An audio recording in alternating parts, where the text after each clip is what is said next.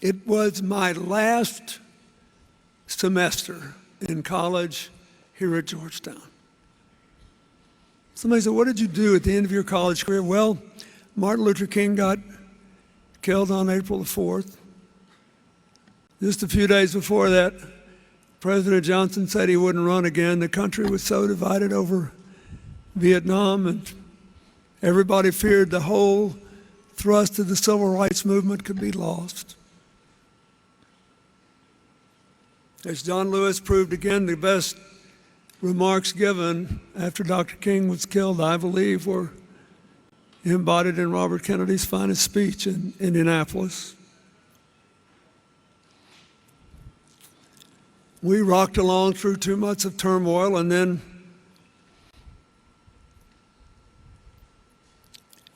he won in California in the primary. I still remember the vote, do you? Lost Oregon by a little bit, and then won in California 45-42, and God forgive me for being incorrect, but I was so glad they had winner-take-all primaries back then.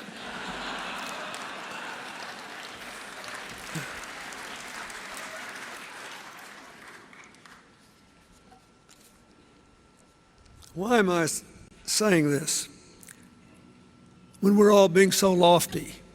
Because he was a flesh and blood man who fought in real life.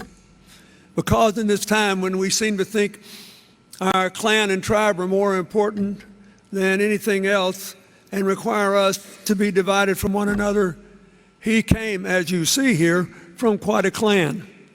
And he did every single thing he could to increase it.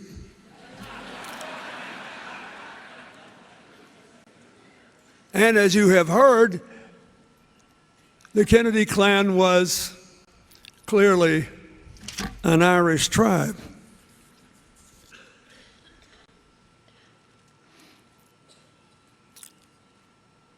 And those of us who share that heritage are proud of it. What was the difference? The difference was that he embodied the whole message of the faith of his fathers and mothers. Before His Holiness Pope Francis called us to engage in a culture of encounter, he viscerally, instinctively lived a life of encounter. The life of the outstretched hand, not the clenched fist. He lived it in Appalachia, in the Mississippi Delta, in Watts and Bed-Stuy, on Native American reservations, among farm workers who had no one else to look after them, and all the way to the townships of South Africa, still groaning under apartheid. Did he ever once give up his clan or his tribe? No. He said, what has that got to do with whether we can live together? What has that got to do with whether we have to acknowledge that our common humanity is even more important than our interesting differences? And he did something unusual for a politician back then when you couldn't check every word every day. He actually said the same thing everywhere he went.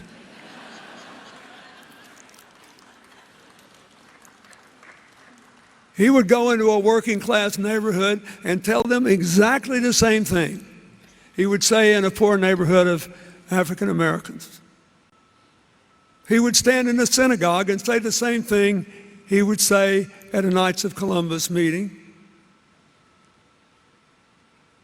And if we had had a large Muslim population back then, he would have gone to them and said, you too can be part of America if you share our values and our vision.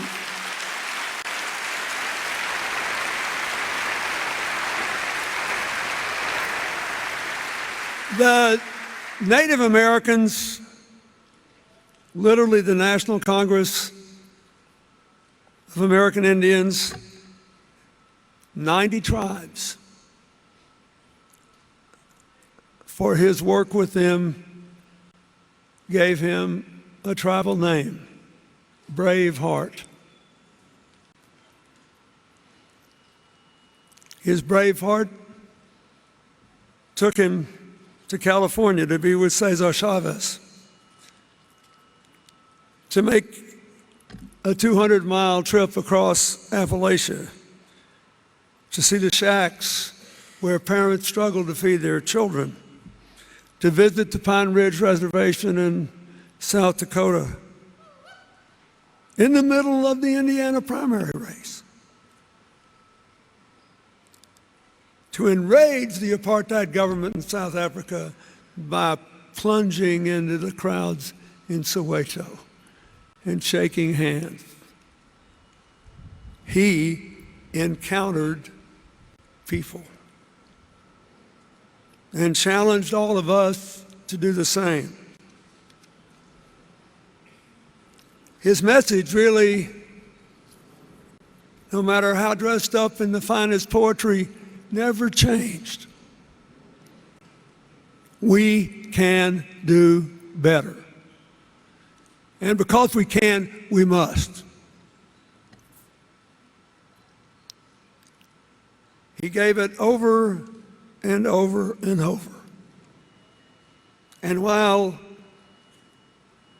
the words were beautiful, look at the films, if you weren't alive then, that are coming up now. The energy was awesome.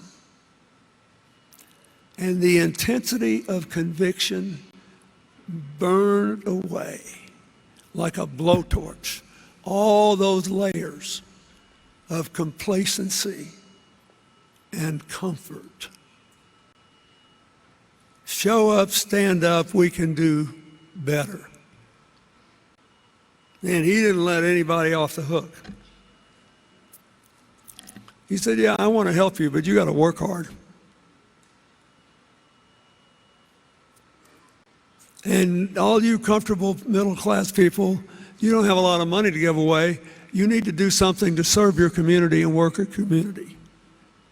And all of you people who are rich like me, we don't need this much. You need to give more so we can grow together and prosper together. And oh, by the way, we'll all be better off. But you should do it, as you heard, because it's the right thing to do.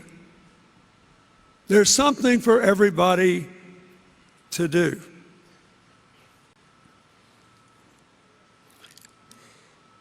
"50 years later, he would say, I'm 92 now, and you have to listen to me from a distance. I still try to speak to the young. We stood up for Emma. You know why I love that? Because she and her generation are the first people who have made sensible, sane gun safety laws a voting issue in this country. And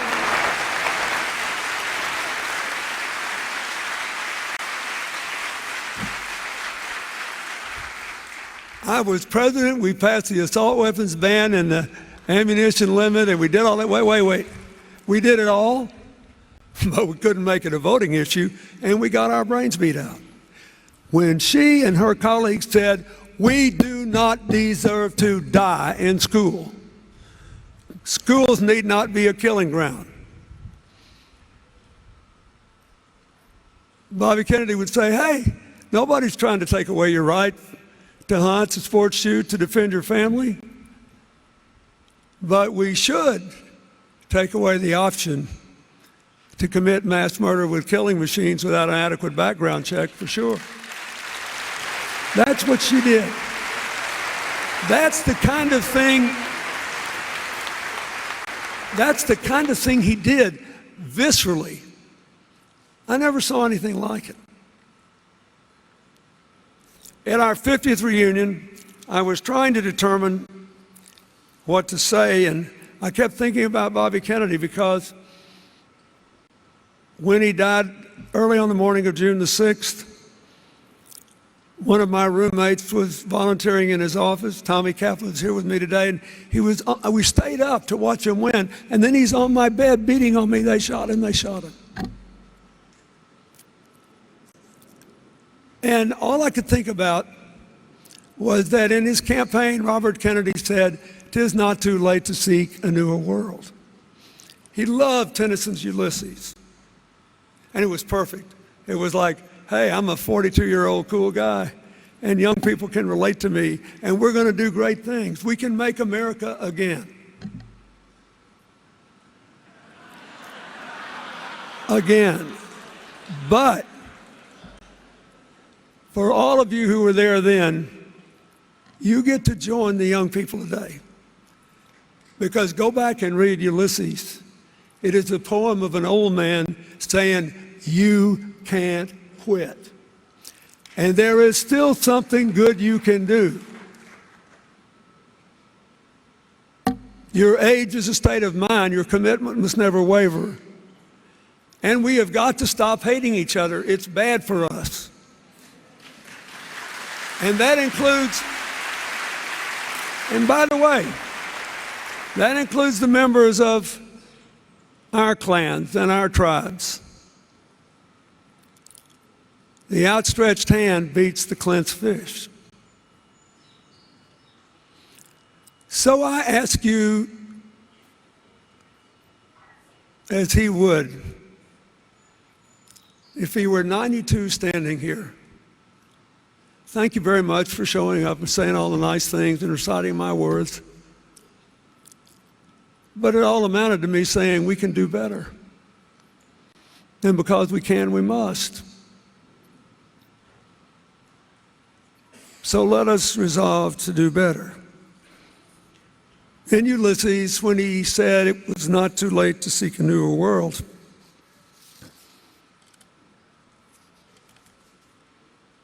Ulysses is calling his old gang together and say, what do you say we get on the ship one more time and sail beyond the western scars until we died?